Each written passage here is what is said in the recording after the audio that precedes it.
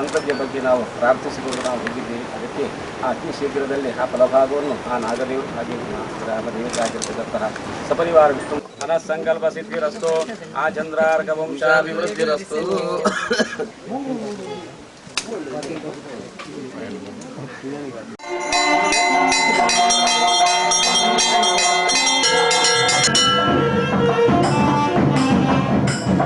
It's a place that I should have been here long back, but they say better late than never.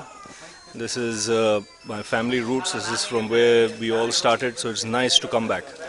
And I took a vow last year, I'll try and come every year, whenever I get the opportunity. India will go out and try and beat them, smash them. And I think it's India's best chance to beat Australia, playing at home.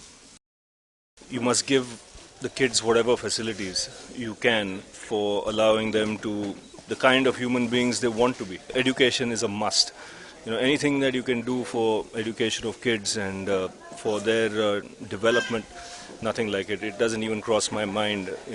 It's like a donation. I believe I have to do it. I think 50 overs will take a beating in years to come.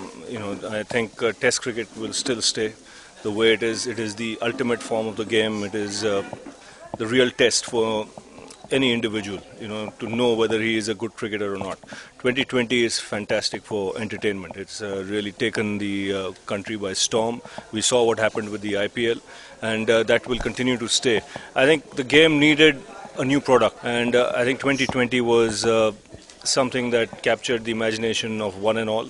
So I believe it will stay, and the good thing to see during that 2020 was the number of families that came to watch the game. So it's good for the youngsters. They come in at a young age and get a chance to watch some top-class international cricket with some entertainment.